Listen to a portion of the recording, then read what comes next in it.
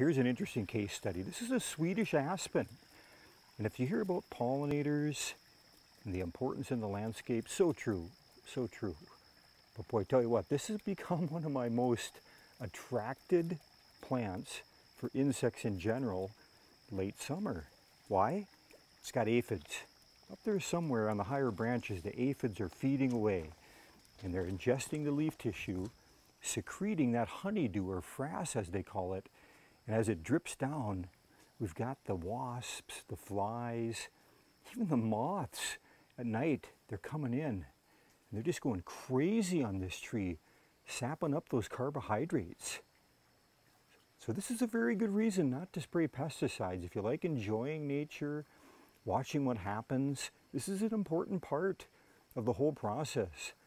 The aphids, they're not doing anything to harm this tree as far as the overall health, so I just let it happen. But this has been fun to watch.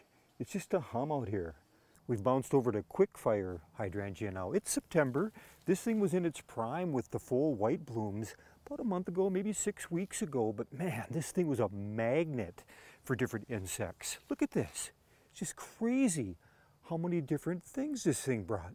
If you're into gardening, you've probably heard the term pollinator garden, but what does it mean? You know, it's more than just about bees, flowers, and pollen. A pollinator garden should also contain plants to provide food and shelter to butterflies, moths, wasps, other insects, and animals that make up and support the local ecosystem and the food web. Plant pollination is just a side effect. Insects and animals are after nutrients, sugars, and water to keep them going just like us. So it's important to observe, learn, and just let the insects be as much as possible. So it's fun to watch. That many insects in an unlikely place. Try to avoid spraying those pesticides. Let the insects do their job.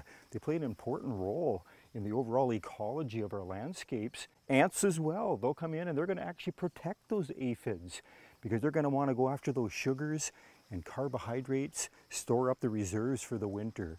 Thanks again for watching Garden Hike. We'll see you again next video.